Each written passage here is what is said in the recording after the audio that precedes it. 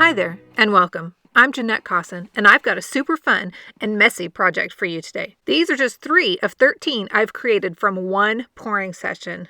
Don't worry, I've got some tips for keeping it all contained, and besides, it's totally worth it. You've probably heard of, if not swooned over, liquid acrylic pouring by now. In this video, I am showing you how to acrylic pour on a Cardmaker scale. Let me start out by saying there are a ton of ways to do this and achieve beauty and success. There are ready-made pouring mediums like American Crafts Color Pour pouring medium, Dina Wakley's pouring medium, Flood Flow-Trol, which is an inexpensive flow and level enhancer found at home improvement stores like Lowe's or Home Depot, and probably the most reasonably priced, and glues like PPA Matte Liquid Glue and Elmer's Glue All. There's others out there also. Some artists favor one over another and combinations thereof mixed together with one paint or even one pouring medium with one paint and a different with another color just to achieve varying looks on the same art piece. Liquitex pouring medium is another great brand. I just don't happen to have that one on hand. So what is a pouring medium and why use it? Pouring medium is an additive to use with paint to improve flow and consistency without diluting or dulling vibrancy. It allows acrylic paint to flow and level more evenly while still binding the pigment together. Why not water? Water lessens the integrity of acrylic paint, which will allow the paint to separate, crack, and sometimes craze. Small amounts of water are okay, but you don't want to use it as your primary source of thinning. Water should be limited as much as possible as it dilutes the color and the binding ingredients in acrylic paint, which could mean it will not stick as well to canvas or other surfaces or hold up in the long term. Pouring mediums make acrylics easier to work with and are much more suitable for actual pouring. The binders in pouring mediums also improve its sticking power. Want to pour on a curved surface like a pumpkin instead of carving it this year? You can do that. Pouring mediums in combination with acrylic paints will work beautifully. First, and the most time-consuming part, is mixing the paints. American Crafts does have pre-mixed pouring paints, but they don't hold a candle to what can be created with Hero Art's Glimmer metallic inks, which is the primary colors I'm using today. The Glimmer metallics are not an acrylic, but they do have similar properties, and they work just the same. I have added a ½ ounce or so of Dina Wakley's pouring medium into small plastic cups, about the size of a shot glass. I use them to mix the paint in, but also set them over wax paper to hold up my finished pieces while drying. Add a dropper full or 2 or maybe even 3 of purple, blue, gold, and make a couple of shades of teal with green and blue together in each of the cups. Later, I'll add a cup of silver also. I have found that the quantity of paint to pouring medium doesn't really matter all that much to achieve great results. Mix thoroughly together with a small sampling spoon or craft stick. The Glimmer metallic inks and Dina Wakley's pouring medium are a bit thick, so I added the thinner American Crafts pouring medium and just a little water to each cup to get the consistency somewhere between heavy cream and warm honey. It should coat the spoon but still flow from it smoothly. Then let's bring on the pouring. I've lined a lid to a large shoebox with wax paper and then set 2 extra cups on it as a stand for my 4" by 6" canvas panel boards. I've not been able to find A2 size 4 1/4 by 5½ canvases, but I think 4 by 6 will work just fine. Envelopes are available for this size, but usually I just use my We Are Memory Keepers envelope punch board to make any size envelope I want if it's not the standard A2. You can also cut chipboard to any size to pour on, and I'll show you an example of that, but it does tend to curl more than I like. I do prefer the canvases, but it would be a little bit more expensive to mail. I'm setting up a dirty pour for this first panel. A dirty pour is when you pour several colors in layers into a cup all together. The colors won't pour out exactly how they've gone into the cup, so don't overthink it. Once the cup is about halfway full, create a puddle of white pouring paint on the canvas. The white should be about the same pouring consistency. This batch was a little thick for my liking, but it still worked fine. Flip canvas over and place over cup and then turn them both over together. Slowly lift the cup up and tilt the canvas to cover entire surface with the dirty pour paint. The metallic in these Glimmer inks is so stunning. Of course, the camera never seems to capture the shimmer and shine like we can see it in person. These colors together kind of look like that rainbow that shows up on the top of an oil slick. It's so captivating. It really is hard to just stop playing with it and set it down to let it dry. I'm telling you, if you have a stressful day, try this. It is mesmerizing and so therapeutic. No need for Calgon, just pouring medium and Hero Art's Glimmer metallic inks. Once the canvas is covered, run a bit of paint around the edges for a finished look and to seal the sides. If you've captured some paint in your cups, great. We'll use it. If not, that's okay too. We'll use it all. Set the coated canvas on a couple of little cups over wax paper in a safe spot for it to dry. More paint will likely drip off and you'll want your surface protected. The cups will keep the piece lifted and prevent the canvas from being stuck to the paper. For the second canvas, add a few drops of Cell Creator to a few of the colors and mix them well. This is a silicone that causes cell-like structures within the paint, revealing other colors. Treadmill silicone works, as does hair products that contain dimethicone, like might be found in smoothing serums. Again, like everything we're doing today, different amounts and brands will achieve different looks. I have no recipe here. I'm just having a good time with what I have on hand. I am adding to the same dirty pour cup that I used in the last round. I've mixed the remaining colors left in the cup and added a bit of silicone Cell Creator and mixed that in well also. Layer in more color, filling the cup halfway or so. This time I'm adding white as well. No worries about dripping onto the canvas or fingerprints. The pour covers a multitude of sins. For this go-round, I did not add white paint to the canvas before flipping the cup. Tilt the canvas, leaning to cover all areas. You can also drizzle on hints of color here and there for more detail or to enhance the piece.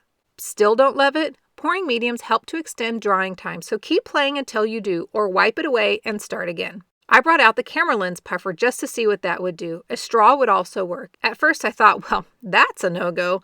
But once I began tilting the canvas and other colors were revealed, the paint began to level back out. It kind of looks a little Monet style. I love it. This one just might be my favorite.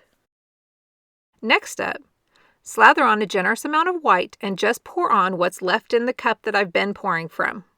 I had no idea what I was getting, but I knew it couldn't be bad. I was pleasantly surprised. Tilt to stretch and expand color across the canvas. Okay, can I have two favorites? Because I love this one too. The cells that develop in this one really set it apart. I love the drama between the dark and the white. You'll find still images on the blog where you can really see the cells and the details. That is linked up in the description box below on YouTube. Seal the edges with paint and set aside to dry right along with all the others we've been creating. I suggest setting up more space than you think you'll need because you won't want to stop. This one, I guess, would also be considered a dirty pour. It is one of the cups underneath the canvas that has been used as a stand but has been catching runoff when I'm tilting the canvas. I flipped it onto a dry canvas and tilted to completely cover just like the rest. Going into this, you might feel like this technique is rather wasteful, but if you're resourceful, you can capture and use most of what drips off the canvas. The most wasteful part is a quick wipe down of the hands between canvases, I think.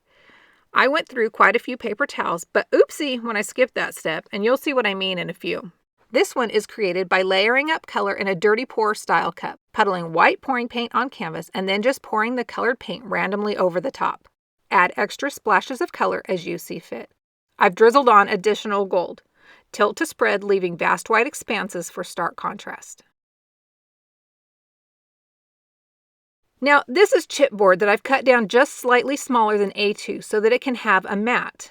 I have coated it with heavy gesso and allowed it to dry. Again, I have layered color, dirty pour style, and then poured directly over the white puddle of pouring paint.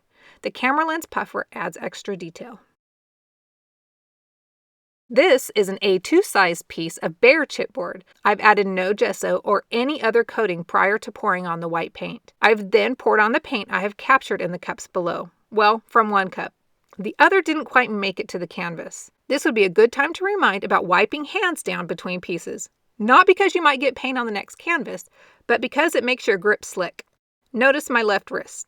See, I'm telling you, the paint looks good on everything. After running a palette knife through the paint to create vertical lines, I've leaned the piece to remove excess paint and expand the design.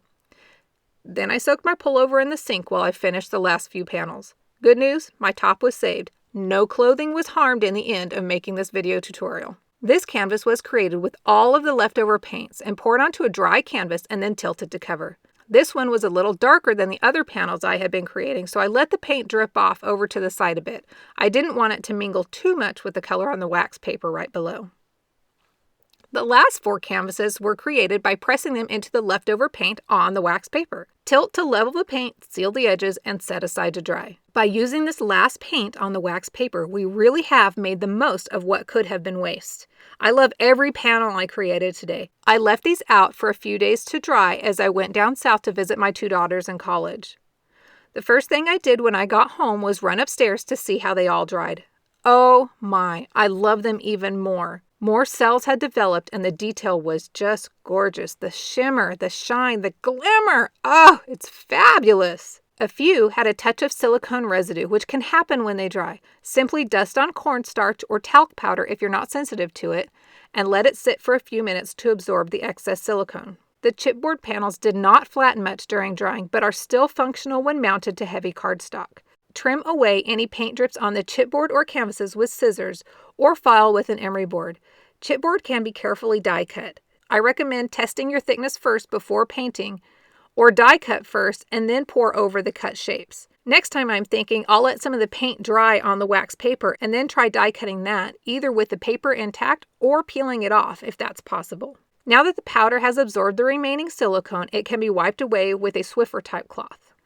You certainly don't have to seal the pieces, but I did. It helps with the longevity and also adds depth and dimension. A resin finish would be awesome for a larger piece, but I don't think it's necessary as a card maker. While allowing the varnish to dry thoroughly, stamp and heat emboss sentiments, or just stamp images on white cardstock. Here I've used Hero Art's snarky mix and match messages and popped it with foam tape. Add a companion sentiment from the same set at an angle. I chose to keep my sentiment simple to really let the background be the focal point. This features Hero Art's white detail embossing powder and a sentiment from the To Seize or Not to Seize stamp set. Remember that the canvas is 4 inches by 6 inches? Creating a side folding card base would be fine from standard cardstock, but for the top folding card base it wouldn't be quite long enough. Cut a 4 inch by 6 inch panel and a 4 inch by 6.5 inch heavy cardstock base. Score and fold a 1/2 inch from one end of the longer panel. Add a strong adhesive, like Be Creative tape, to the inside of the flap. Slip in the shorter panel and adhere in place. Liquid glue the canvas in place over the seam to hide it and press firmly in place while glue sets up for just a moment. When the card is viewed from the inside, no seam is in sight. Thank you for spending your time with myself, Janette Kausen, while I featured Hero Art's Glimmer metallic inks and acrylic pouring for card makers. If you've been inspired to create, please tag me. I'd love to see what you're up to. More information and products are linked in the description box below on YouTube and on the blog. Have an amazing day, and we'll see you soon.